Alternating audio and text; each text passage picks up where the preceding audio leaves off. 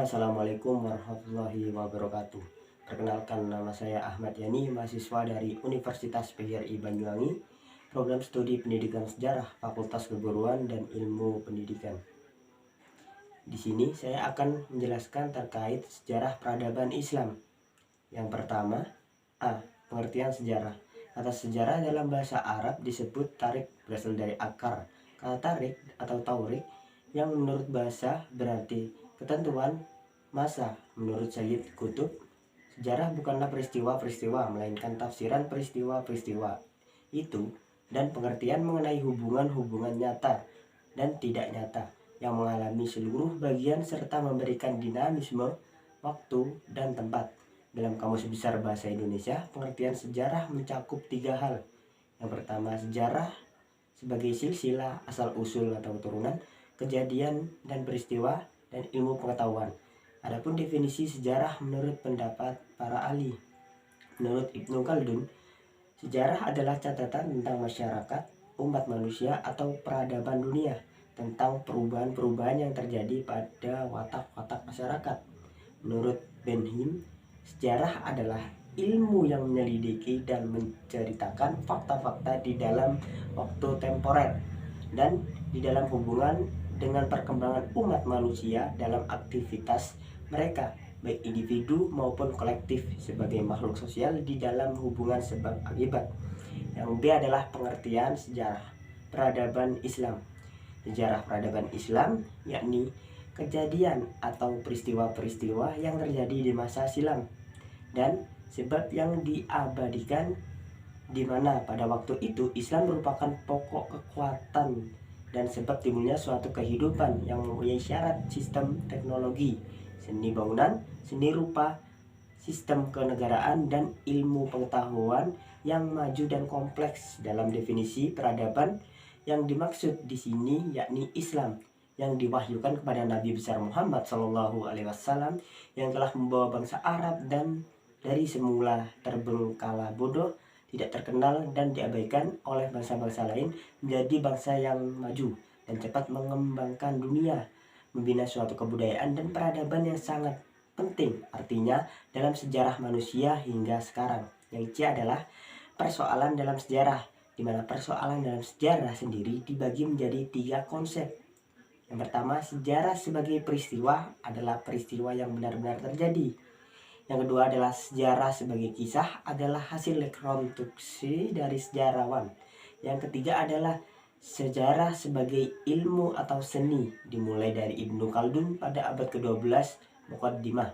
Yang dia adalah historiografi dan periode peradaban Islam, di mana yang pertama periode awal sampai pada abad ke-3 Hijriah, penulis sejarah dipengaruhi oleh Persia. Yang kedua periode abad ke-3 sampai abad ke-6 Hijriah, di mana diakuinya disiplin ilmu. Yang ketiga adalah periode abad ke-6 sampai abad ke-10 Hijriah, digunakannya bahasa Arab dan Persia. Yang keempat adalah periode abad ke-10 sampai abad ke-13 Hijriah, di mana digunakannya bahasa Turki dalam penulisan sejarah. Yang E adalah periodisasi sejarah Islam, di mana periode sejarah Islam merupakan ciri bagi ilmu sejarah yang mengkaji peristiwa dalam konteks waktu dan tempat dengan tolak ukur yang bermacam-macam. Menurut Prof. Dr. Harun Nasution, periodisasi sejarah Islam dibagi menjadi 3 periode. Yang pertama periode klasik, di mana kemajuan Rasulullah SAW, Khulafaur Rasyidin, Bani Umayyah, dan masa permulaan dakwah Bani Abbasiyah.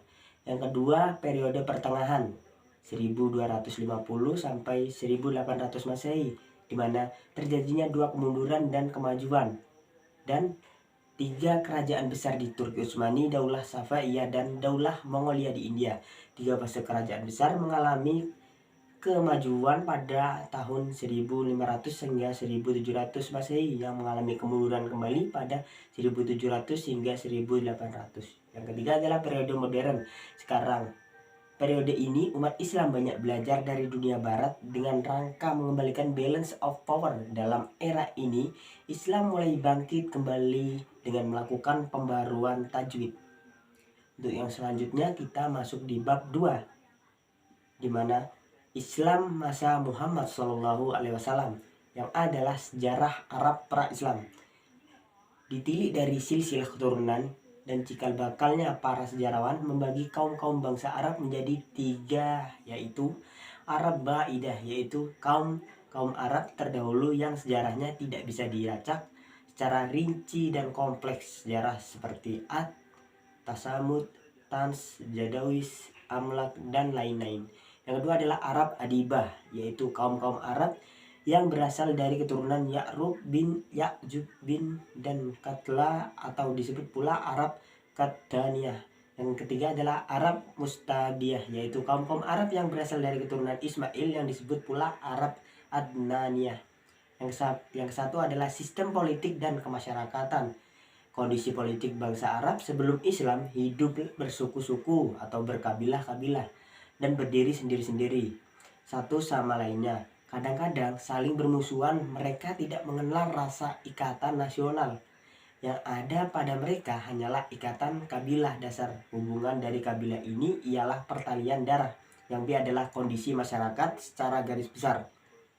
Masyarakat mereka bisa dikatakan lemah dan pita kebudayaan mewarnai aspek kehidupan atau tidak bisa dilepaskan manusia hidup lain seperti binatang. Wanita diperjualbelikan, hubungan di tengah umat yang sangat rapuh, di mana kejayaan kekuasaan yang berasal dari rakyat. Yang kedua adalah sistem kepercayaan dan kebudayaan. Kepercayaan bangsa Arab sebelum lahirnya Islam mayoritas mengikuti dakwah Ismail alaihissalam, yaitu menyeruakan kepada agama bapaknya Ibrahim alaihissalam, yang intinya menyerukan menyembah Allah dan mengesahkan dan memeluk agamanya. Gimana sistem kepercayaan orang-orang Arab pada waktu itu masih banyak yang menyembah berhala besar. Sebelum Islam masuk, mayoritas bangsa Arab sudah mengenal yang namanya agama seperti agama Yahudi, Masehi, Majusi, dan Syabi'ah yang masuk ke dalam masyarakat Arab, tetapi itu hanya sebagian kecil yang dianut oleh penduduk Arab karena kemusyrikan dan penyesatan akidah terlalu berkembang pesat. Yang B adalah masa Nabi. Masa dakwah Rasulullah SAW dapat dibagi menjadi dua periode, yaitu masa Mekah yang berjalan kira-kira selama 13 tahun dan fase Madinah berjalan selama 10 tahun. Fase Mekah, di mana periode Mekah dapat dibagi menjadi 3 tahapan dakwah, yaitu tahap dakwah secara sembunyi-sembunyi. Yang ke-B adalah tahap dakwah secara terang-terangan. Yang C adalah tahapan dakwah di luar Mekah. Yang kedua adalah fase Madinah, di mana Rasulullah memerintahkan seluruh pengikutnya untuk hijrah ke Madinah. Tak tersisa seorang muslim yang berada di Mekah. Setelah melakukan hijrah ke Mekah, Rasulullah SAW membangun masyarakat baru dan melakukan perjanjian dengan pihak Yahudi serta melakukan harta rampasan perang. Rampasan perang ini dari kafilah dagang musyrik.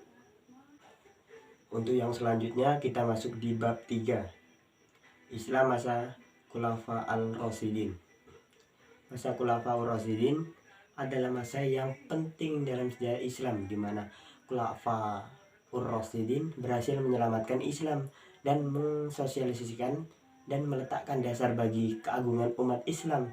Dengan kata lain, pemerintah Khulafa al-Rasyidin itu pada dasarnya bercorak musyawarah syura 1, yang adalah kondisi masyarakat sepeninggalan Muhammad Shallallahu Alaihi Wasallam.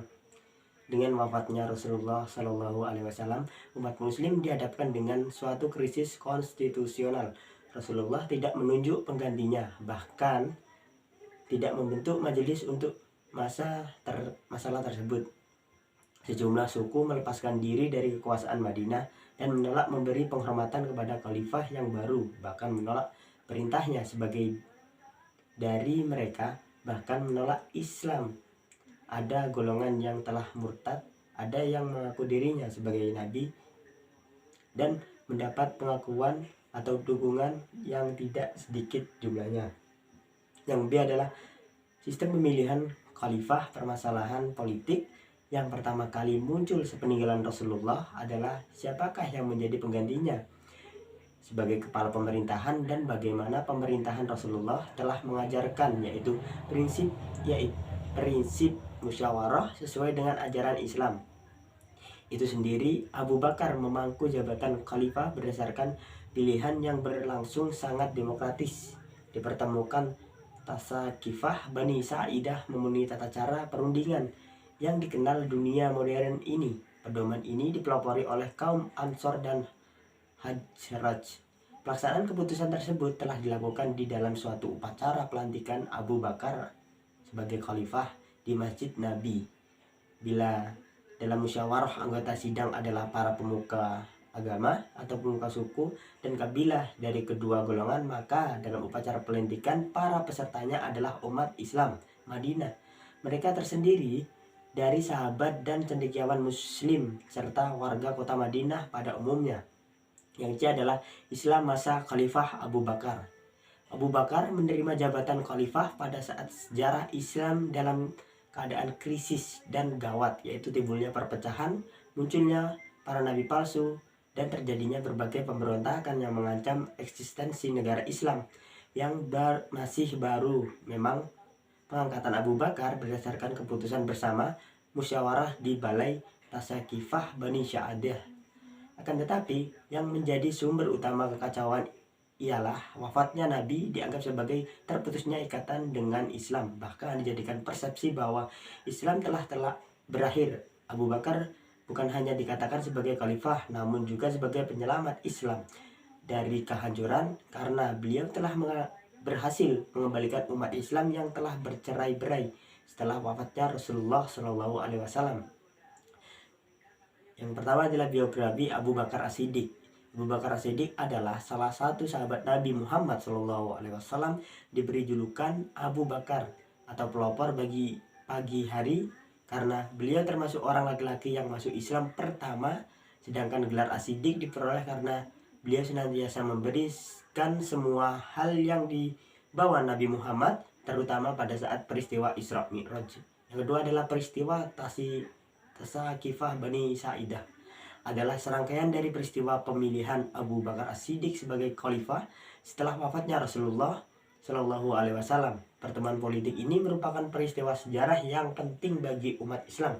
Yang ketiga adalah sistem politik Islam pada masa Khalifah Abu Bakar, di mana pengangkatan Abu Bakar sebagai khalifah pengganti Nabi sebagaimana dijelaskan pada peristiwa Tasakifah Bani Sa'idah merupakan bukti bahwa Abu Bakar menjadi khalifah bukan atas kehendaknya sendiri, tetapi hasil dari musyawarah mufakat umat Islam.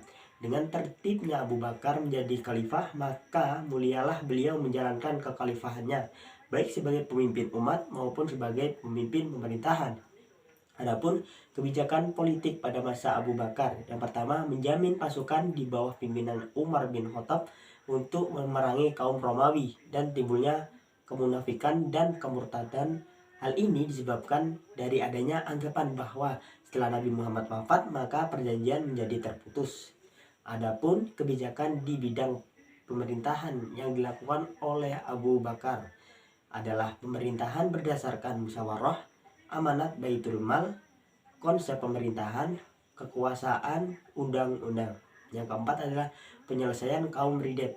Perjalanan Khalifah Abu Bakar sangatlah disibukkan dengan peperangan. Dalam pertempurannya tidak hanya melawan musuh-musuh Islam dari luar, tetapi juga dari dalam.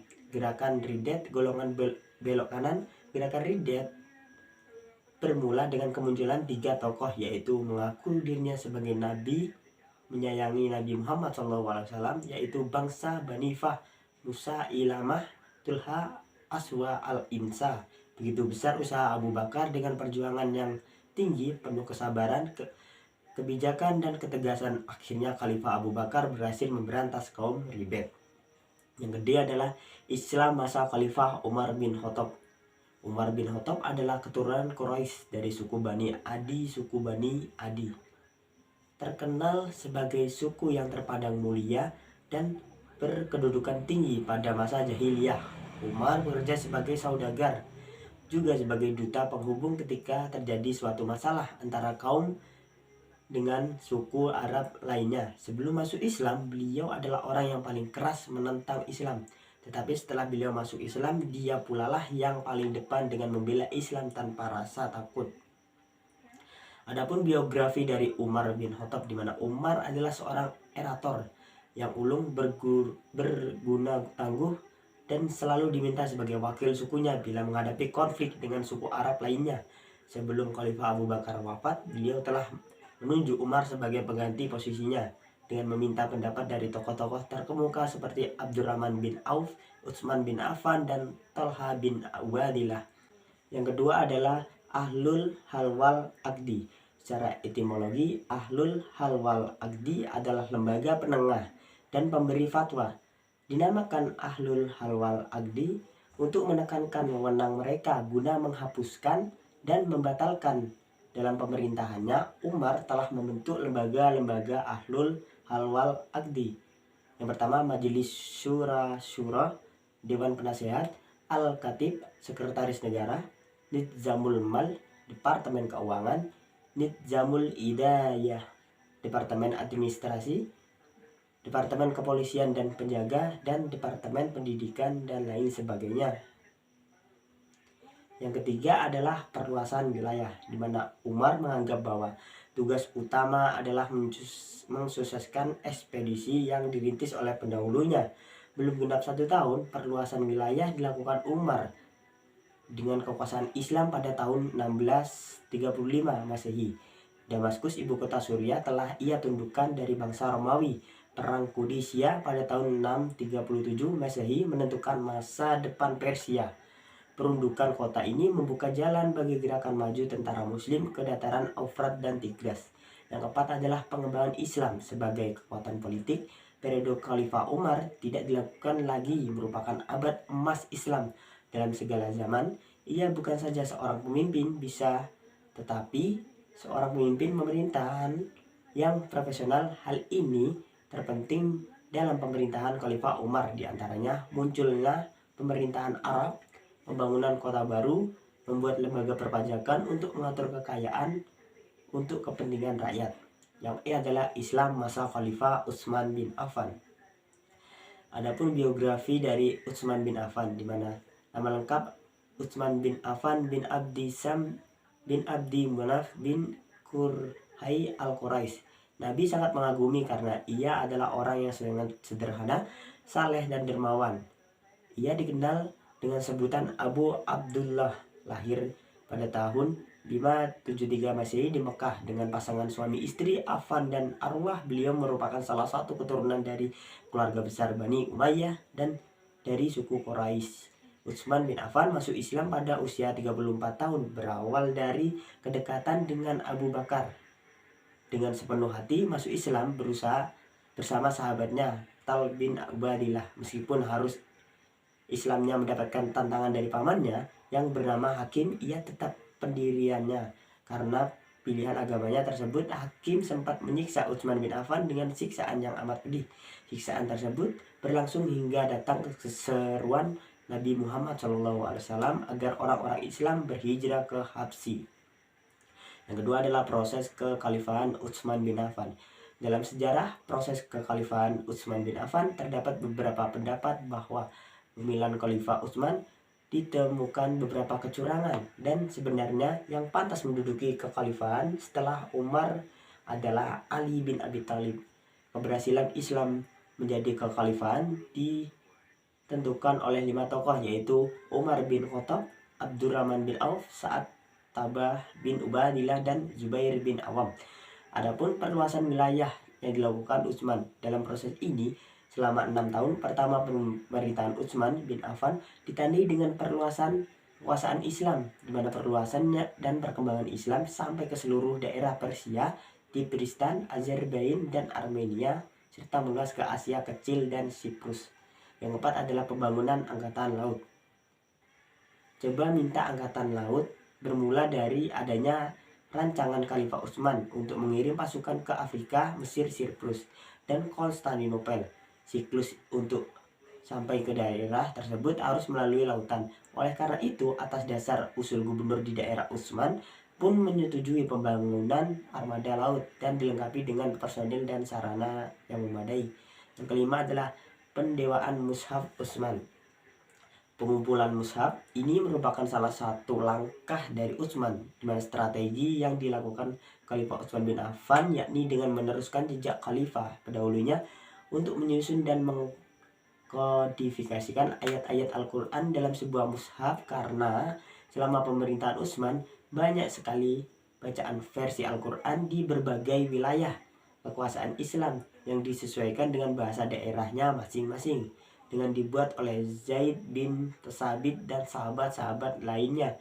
Khalifah berusaha menghimpun kembali ayat-ayat Al-Quran yang otentik berdasarkan jilidan kitab suci yang terdapat pada Siti Hafsah, salah satu istri Nabi, yang telah dicek kembali oleh para ahli dan hafiz dan berbagai kabilah yang sebelumnya. Yang keenam adalah konflik dan kemelut politik Islam. Selain faktor dari luar tersebut, provokasi dari Ibnu Sabah dalam internal kekhalifahan Utsman bin Affan, terdapat konfrontasi lama yang mencuat kembali permasalahan tersebut semata-mata berupaya untuk persaingan antara Bani Hasyim dan Bani Umayyah, sedangkan Utsman sendiri merupakan salah satu anggota dari keluarga besar Bani Umayyah. Pada konteks sejarahnya, Bani Hasyim sejak dahulu berada di atas Bani Umayyah, terutama pada masalah-masalah perpolitikan orang-orang Quraisy. Pada paruh terakhir masa kekhalifahannya, muncullah perasaan tak puas dan kecewa umat Islam kepada namanya karakter kepemimpinan Utsman. Menjadi kekuatan dan kekuasaannya semakin terancam banyak provokasi terdapat Utsman membuat sistem krisis semakin krisis. F adalah masa Khalifah Ali bin Abi Thalib, di mana biografi Khalifah Ali bin Abi Thalib adalah Amirul Mukminin, tempat yang dikenal sebagai orang-orang yang alim, cerdas, dan tak beragama. Beliau juga saudara sepupu Nabi Muhammad SAW, anak paman Nabi Abu Thalib yang menjadi menantu Nabi Muhammad, suami dari putri Rasulullah yang bernama Fatimah. Fatimah adalah salah satu putri Rasulullah yang ada serta mempunyai keturunan dari pihak Fatimah. Inilah Rasulullah mempunyai keturunan sampai sekarang.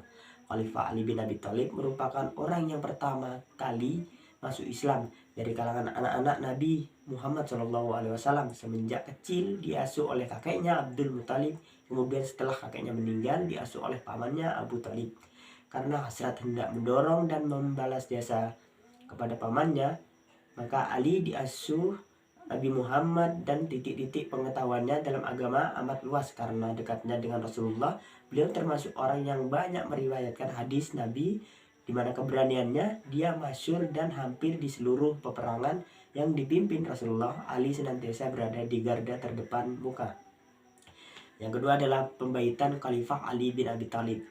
Jadinya pro kontra terhadap pengangkatan Ali bin Abi Thalib sebagai khalifah dikarenakan beberapa hal, yang itu bahwa orang yang tidak menyukai Ali diangkat menjadi khalifah bukanlah rakyat umum yang terbanyak, akan tetapi golongan kecil keluarga Umayyah, yaitu keluarga yang selama ini telah hidup bergabung dengan harta pemerintahan Khalifah Utsman. Mereka menentang Ali karena khawatir kekayaan dan kesenangan mereka akan hilang dan lenyap karena keadilan yang akan dijalankan oleh Ali. Adapun rakyat terbanyak mereka menantikan kepemimpinannya Ali dan menyebutnya dengan tangan terbuka. Beliau akan dijadikan tempat berlindung, melepaskan diri dari penderitaan yang mereka alami. Yang ketiga adalah permasalahan masa Ali bin Abi Thalib tidak berbunga konsep kekhalifahan pada masa Ali bin Abi Thalib. Pertama disebabkan karena pembunuhan terhadap Khalifah Utsman masih menjadi misterius. Tidak diketahui siapa pembunuhnya, karena itu ada dugaan bahwa yang membunuh adalah kelompok Ali. Keadaan ini oleh sebagian kelompok dipolitisir untuk mempertajam perlengkapan kesukuan antara Bani Hasyim dengan Bani Umayyah. Utsman, pemerintahan Ali adalah pemerintahan yang mencoba mendasari pada dasar-dasar hukum agama Islam. Hal tersebut terlihat dari ahli hendak mengembalikan umat kepada kehidupan seperti zaman Rasulullah, di mana orang-orang bekerja dan berjihad semata-mata karena Allah. Jaminan ini fakta sejarah juga menunjukkan adanya klaim bahwa Ali adalah seorang pemuda yang cerdas, berani, dan mempunyai pengetahuan agama yang dalam. Yang keempat adalah kebijakan politik Ali bin Abi Thalib. Menurut atau Bani yang dikutip oleh Salabi setelah Ali dibait menjadi khalifah. Ia mengeluarkan dua kebijakan politik yang sangat radikal, yaitu memecat kepala daerah angkatan Utsman dan mengganti dengan gubernur baru, mengambil kembali tanah yang dibagi-bagikan Utsman kepada famili-familinya dan kaum kerabatnya tanpa jalan yang sah. Menanggapi kebijakan yang dilakukan oleh Ali tersebut, ada yang berpendapat bahwa kebijakan Ali itu terlalu radikal dan kurang persuasif sehingga menimbulkan perlawanan politik dari gubernur, khususnya gubernur Syariah Bani Umayyah yang tidak mau tunduk pada Khalifah Ali. Terbukti ia menolak kehadiran gubernur yang baru diangkat Ali. Yang kelima adalah Perang Jamal, di mana perang yang dipimpin oleh Aisyah, Talha, dan Zubair.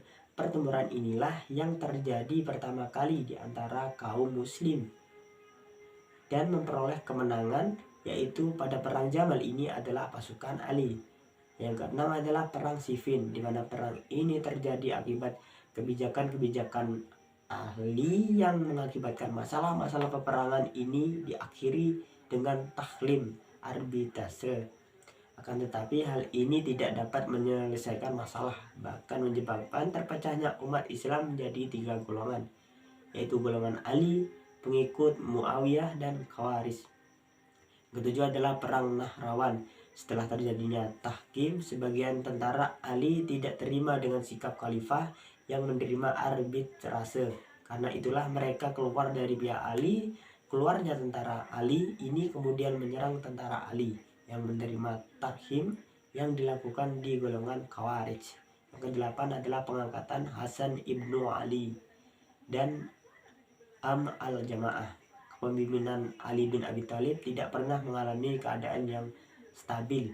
Tak ubahnya beliau setelah seorang yang menambal kain kusam jangankan menjadi baik, jujur sebaiknya bertambah sobek dan rusak. Dengan berpulangnya Ali bin Abi Thalib rahmatullah, kedudukan sebagai khalifah digantikan dan dijabat oleh anaknya, yaitu Hasan ibnu Ali bin Abi Thalib selama beberapa bulan. Namun karena Hasan ternyata lemah sementara Muawiyah bin Abi Sufyan bertambah kuat, maka Hasan bin Ali membuat perjanjian damai. Perjanjian ini dapat mempersatukan umat Islam kembali dalam satu kepemimpinan politik di bawah pimpinan Muawiyah bin Abi Sufyan pada tahun 41 Hijriah. Merupakan tahun persatuan yang dikenal dalam sejarah sebagai tahun jamaah. Dengan demikian berakhirlah apa yang disebut dengan masa Khulafa al-Rasyidin dan dimulailah kekuasaan Bani Umayyah. Dalam sejarah politik Islam, Hasan ibnu Ali adalah putra sulung Ali bin Abi Thalib. Ia diangkat beramai-ramai sebagai khalifah orang-orang Kufah. Setelah ayahnya wafat, orang-orang yang setia pada hal Ali turut berpartisipasi dalam pemilihan Hasan dan juga menerimanya sebagai khalifah yang baru. Untuk yang selanjutnya kita masuk di bab 4. Islam masa daulah Bani Umayyah. Bani Umayyah atau kekhalifahan Umayyah adalah kekhalifahan Islam pertama setelah masa Khulafaur Rasyidin yang memerintah dari 661 Hijriah sampai 750 Masehi di Jazirah Arab dan sekitar serta dari 756 Masehi sampai 131 Masehi di Cordoba, Spanyol. Nama dinasti ini dirujuk kepada Umayyah bin Adsam, kakek buyut dari khalifah pertama Bani Umayyah, yaitu Muawiyah bin Abu Sufyan atau kadang kala disebut juga dengan Muawiyah I, yang adalah masa keemasan. Pada masa Muawiyah bin Abu Sufyan, perluasan wilayah yang terhenti pada masa Khalifah Utsman bin Affan dan Ali bin Abi Thalib dilanjutkan kembali, dimulai dengan menaklukkan Tunisia, kemudian ekspansi ke sebelah timur dengan menguasai daerah Khurasan sampai ke Sungai Okus dan Afghanistan sampai ke Kabul. Sedangkan angkatan lautnya telah mulai melakukan serangan-serangan ke ibu kota Bizantium, Konstantinopel. Sedangkan ekspansi ke timur itu kemudian terus dilakukan kembali pada masa Khalifah Abdul Malik bin Marwah. Abdul Malik bin Marwah mengirim tentara menyeberangi Sungai Okus dan berhasil menundukkan Bukzatam, Bukhara, Khawarij, Farhana, dan Samarkand. Tentaranya bahkan sampai ke India dan menguasai Bulukhistan, Sind, dan daerah Punjab sampai ke Multan. Yang B adalah masa kemunduran setelah Hisham bin Abdul Malik wafat. Khalifah Bani Umayyah yang tampil berikutnya bukan hanya lemah, tapi juga bermoral buruk. Hal ini semakin memperkuat golongan oposisi yang akhirnya pada tahun 750 Masehi, Daulah Bani Umayyah digulingkan oleh Bani Abbasiyah yang merupakan bahagia dari Bani Hashim itu sendiri, di mana Marwah bin Muhammad, khalifah terakhir Bani Umayyah, walaupun berhasil melarikan diri ke Mesir, namun kemudian berhasil ditangkap dan terbunuh di sana. Kematian Marwan bin Muhammad menandai berakhirnya kekuasaan Bani Umayyah di timur Damaskus, yang digantikan oleh Daulah Abbasiyah, dan dimulailah era baru Bani Umayyah di barat di Al-Andalusia. Yang C adalah Bani Umayyah di Andalusia.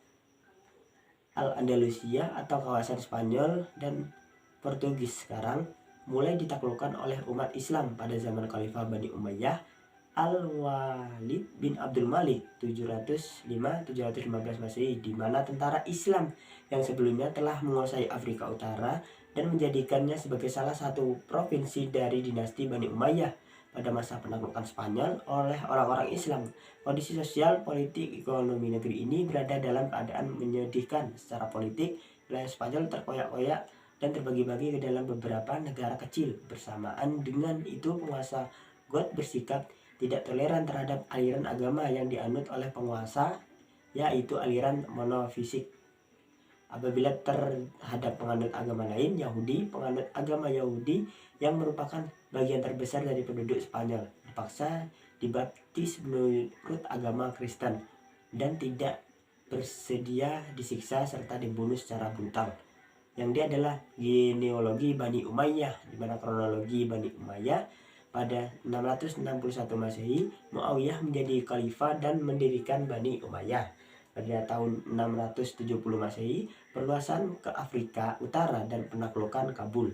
Pada tahun 1677 Masehi, penaklukan Samarkand dan Tirmiz, serangan ke Konstantinopel. Pada tahun 680 Masehi, kematian Muawiyah Yazid I naik tahta, peristiwa pembunuhan Husain.